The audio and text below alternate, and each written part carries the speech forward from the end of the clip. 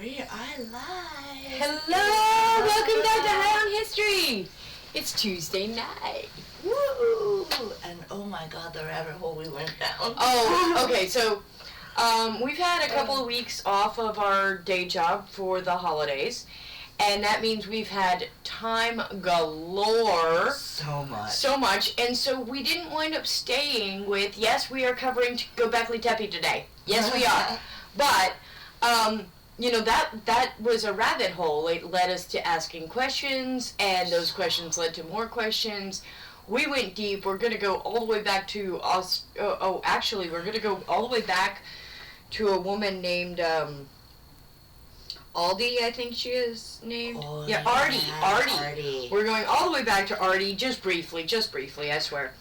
We're going to talk a little bit about human advancement so that when we get to Gobekli Tepe, we're making some sense, and you guys have a probably a more accurate sense of the time and the place for these people, which I don't know about you, but we've had the most mind-blowing journey. I think everything I knew was wrong. Yeah, everything I knew about Neolithic history was. I'm pretty sure we just rewrote 5,000 years of human history and human evolution. For ourselves, yeah. For ourselves, yeah. So yeah, if you're like us and a product of the American education system of the 80s and 90s, buckle up. Oh God, yes. Okay. I have so many notes, and I kind of want to refer to my notes, but where do you even want to begin? I think we should at least begin with the main point of Gobekli Tepe, or do you want to start with our even older ancestors? I guess I kind of maybe want to. Okay, so yeah, let's start with Lucy. Oh, yes. You guys know Lucy? Australopithecus afarensis. She was a hominid species, an early hominid species, 3.2 million years ago. Yeah. They're now speculating that she might have been capable of making flint stone tools. Apparently the oldest flint stone tools are now 3.2 million years. 4.4, wasn't it? I found 3.2 is the oldest flint stones. 3.3 or something. Yeah, 3.3. Yeah. Million years old. So that gives you this perspective, because Homo sapiens don't start appearing in the archaeological record until 300,000 years ago. So you have all these hominid species up until I guess genus might Homo habilis shows up 2.3 million years ago. 2.3 million years ago. Now, Homo habilis, so for a long time, and you'll see this if you look at an old textbook, for the longest time we credited Homo habilis as being the first to be making tools. And we considered them the first to be sort of human. We now know that's not the case. Other hominid species before the emergence of Homo habilis were already making at least very rudimentary tools. Yeah. And then we don't get even Neanderthals on the scene until 400,000 years ago. Which would have been the end of the Younger Dryas, right? Or right around the time of the Younger Dryas for the Neanderthals. I should have had no. Okay. Let's see.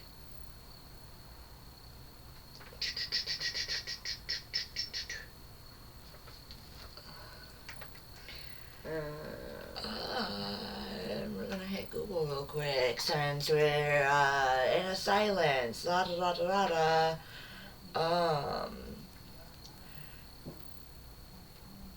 Neanderthal. Let's see. No, the end of the Younger Dryas is. Oh gosh. See, there's a problem because when I was looking this up, some of them will say such and such BC, and then others will say so and so many thousands years ago, which is adding 2000 to whatever it was BC, and now it looks like I didn't bother, at least here. Well, they say the Younger Dryas, according to AI overview, it refers to a period of sudden climate cooling, roughly 12,900 to 11,700 years ago, considered as a potential ending factor of the Neanderthals. Of the Neanderthals, yeah. So, they show up about 100,000 years, possibly a little earlier than that, in Europe, before humans. Now, Homo sapiens start arising in Africa, and they wind up fighting the end of the Ice Age periods, but they made these brief incursions, I say it like it was invasion, but they briefly can get into the Levant and into the Anatolia region of what's now Turkey, and then, they'd get pushed back into Africa, and that went on for a long time. Like, there's thousands of years of Homo sapiens coming in and out of this region. Yeah. Well before we get to Gobekli Tepe. Yeah. But what becomes interesting is that during the period of the Younger Dryas, we found evidence of a tribe. We call them the Natufians.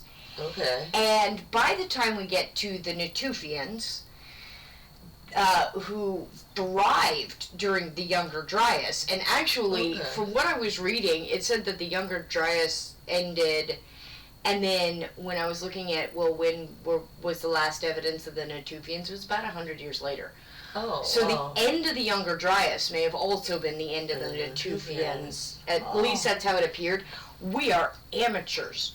The Natufians are the type of people that we depict as the hunter-gatherers. Well, that's what's interesting, because actually, hunting. Everything about... Okay, so if you're like me, and you hear that phrase, hunter-gatherer, pre-pottery Neolithic, you're probably thinking some things that just aren't so. Right. So... Pre-pottery Neolithic, just as an aside, actually only applies to the Levant, Anatolia region of the world. The oldest pottery in the world is found from 20,000 years ago in China. It clearly predates the pre-pottery Neolithic, and then that is not the only example. There's pottery that was found in North America that is older than Anatolia's pre-pottery Neolithic era. Right. So it applies very specifically to that region. Yeah. But that's not to say that these people were in any way lacking in sophistication. The Natufians had jewelry, and they had art. So they obviously had time to scratch their bellies and feel safe. Right, and they had at least semi-permanent settlements. So a lot of times when people hear hunter-gatherer, we were taught that those people were highly nomadic, they didn't really settle anywhere. And we know that, at least during the Younger Dryas, and possibly in Africa, like you were talking about this week, well before. So the settlements can be thought of as more semi-permanent, so probably seasonal. They would spend winters over here and summers over here. Which would make sense. The animals migrate too. Right. So these were permanent settlements in that they were habitated over very, very long periods of time. Repetitively, which would make sense, because I found it. And the Younger Dryas lasted for 1,000 years. There's evidence of the Natufians in that region for the full 1,000 years. So they thrived there in these semi-permanent settlements. And in that time, this is really when you begin to see, they're not so much finding evidence of domesticated boar or domesticated sheep, but the grains, when they started doing the genetic tests, the grains are beginning to show very, very early signs of some domestication. Well, so these people were farming in a way, not in a way that we recognize today, but they were definitely beginning that process of cultivating.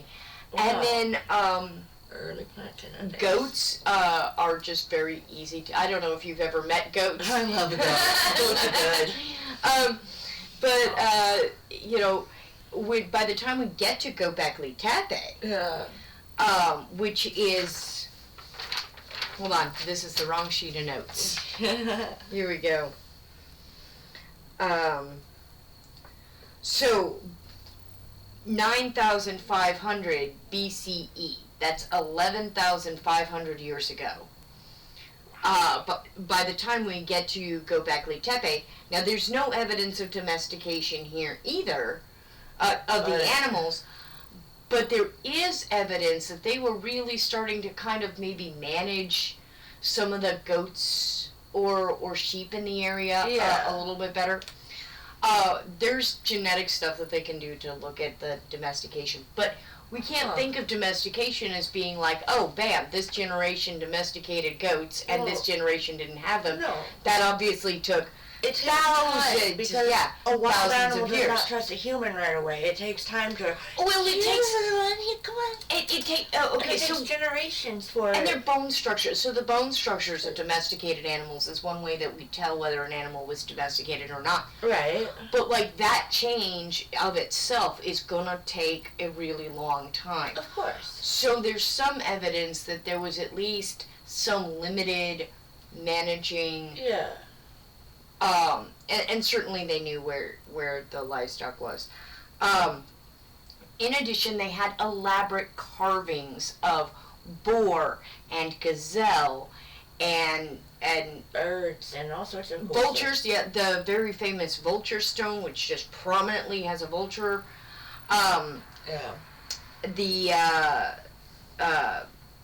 Actually, just some of the finds that we found at Gobekli Tepe themselves are amazing. But before we get there, let's give a little bit more context. So, the Natufians, they were in the Levant. And for those of you who don't know, the Levant is Syria, modern-day Syria, Lebanon, Israel. Turkey, I assume. No, actually, it's not, no.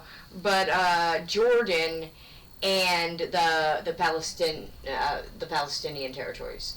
So that was the Levant, and then Turkey is, I believe, a little north of that. My geography is horrible. I'm just gonna say anyway. They're two separate regions, but they are close by. Well, they're close. Okay. Geographically.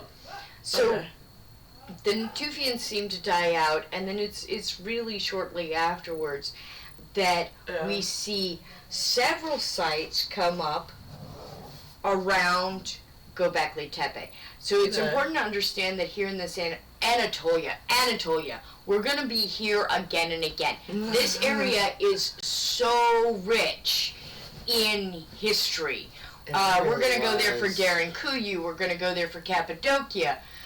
Over and over and over again, we're going to find ourselves in and around Anatolia through the ages. I know I want to talk about what's the railroad that came out of Turkey? It was an Orient Express. I want to talk about like Turkey and like that era of like the early 1800s industrial. Yeah. Like there's a lot of things. There's a lot of stuff. We're going to be there a lot. Anyway, so there was there are a bunch of other sites in this region, very near Gobekli Tepe. Yeah. Neolithic sites. And please forgive my pronunciation. I did not have a chance to hear most of these words actually said. Kilisirk, Navali Kori, Tazli Tepe, Sefer Tepe, Karahan Tepe, Harbet Savan, Hamzan Tepe, and Urfa. Whoa. So all these sites are actually kind of popped up along. Yeah, they're kind of in this general region. And that suggests that there was at some point in time this was first of all, the water table was certainly higher. Right. Not to really jump ahead, but wasn't Karahan Tepe only like 10 miles away or something like that? It was 20 miles away. 20 miles. 20 miles away. And it was the one very uncontroversially labeled village. So there's definitely a myth about Gobekli Tepe that I do want to take a moment to debunk. Yeah. A lot of people think that it's the first temple, and that was posited by the first archaeologist who really understood that this was a Neolithic site and dedicated his life to studying it. Yeah. But he downplayed a lot of signs of domesticity at Gobekli Tepe, and he focused on the T-shaped monuments and the elaborate carvings. Yeah. In the sort of, I guess, amphitheater feel to it. Yeah. Almost like the Colosseum of Rome. But further research has been done. Among other things, they think most certainly these places were actually roofed. And they found evidence of flooring with layered bone and other materials that would actually make this beautiful, smooth flooring. Huh. So this is highly sophisticated. It's not just stone temples or stone monuments that honestly not at all vaguely resemble penises. The phallic symbols in this region are just everywhere. I saw in one of the documentaries we were watching, I saw this over the overview shot of Karahan Tepe, and I was sitting there watching that, and I was like, yep, that's a field of penises, like plain as day. So lots of phallic symbology happening here. Yeah. And we're gonna dedicate an entire little short at some point. We may just put it out randomly, but Jaguar Man. I'm just going to call him Jaguar Man for now. It's going to be so much fun. Oh, I can't wait to get into that story. Spoilers. So this notion that Gobekli Tepe was the first temple, it's really overblown. The notion that the tepes are the first real signs of human civilization are absolutely in the context of world history. That's a wild claim, and I heard people making it.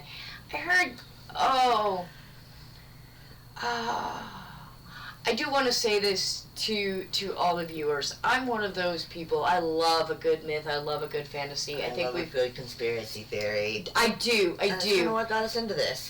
Yeah, in fact, I'm going to take this opportunity real quick before I get to that aside to thank the channels that contributed to this episode. And I'm going to start with the one that accidentally got me on this path at studying prehistory. So thank you, AJ and Hecklefish over at the Y-Files.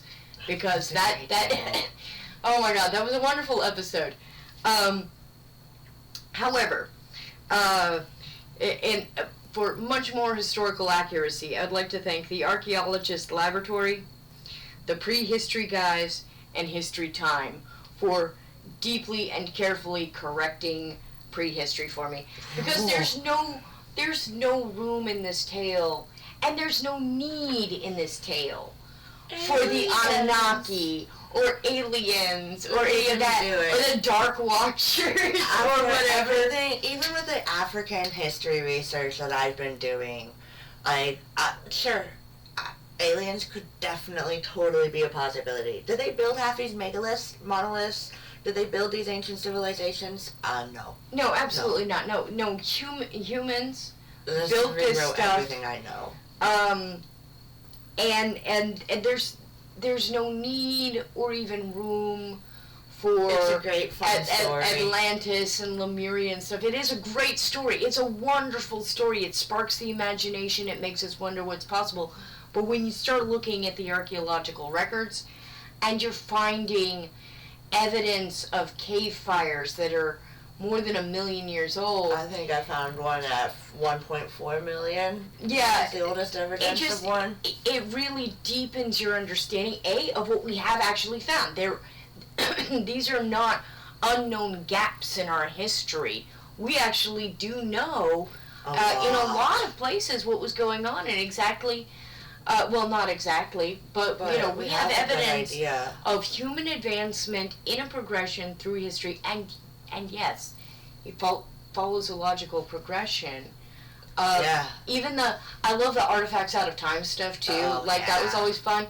But the more I looked into those artifacts out of time, they're not really out of time. They're not. They are right on cue for discovery and science. And the I don't know, we have this tendency to denigrate our ancestors as if they were less clever than us. As near as I can tell, we are exactly the same as they were. The only thing that changed, right down to the penis jokes. So the only thing that changed in all this time was our level of technological advancement. We are essentially the same as the people who built Gobekli Tepe. And any narration of human history that suggests otherwise is just a deep misunderstanding of our early ancestors, and that's for sure and for certain. So, I don't know, I feel like I went in a weird roundabout way. I'm not sure what else I should cover about this. Amazing carvings. We didn't talk about the burial of Gobekli Tepe, how it was just randomly buried. Oh, fantastic point. Yes. Okay, so one of the things that I initially heard on the Y-Files, and I was like, that can't possibly be real, turned out to be real. So, Gobekli Tepe was purposely buried. On purpose. It wasn't devotion. It wasn't natural. Nope. It was, and incidentally, while I was fact checking this, because I was like, who would do this? And why? I wanted to know how it is exactly that we know that it was buried on purpose. And it's because the crevices and stuff were filled in. Everything was actually filled all the way in to bury it. No shit. And so I thought, well, why would, I mean, that is the very obvious question, why, right? I'm not the only person who postulated it. A lot of speculation was to be found on that particular subject. One speculation was to protect it. But that's not really actually the best, filling everything in like that is not necessarily the best way to protect it. And another was to,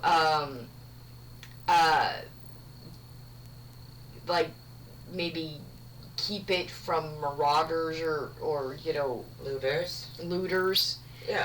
Again, that's not really. It wasn't found with any artifacts. All of the actual pottery and stuff was removed from there. No. We're talking about Gobekli Tepe. First of all, it is pre-pottery Neolithic, so for this region there's no pottery. Secondly, they found tens of thousands of sickle blades. They found mortars and pestles. They found the grains. These people were eating wheat and barley, in addition to hunting game. So.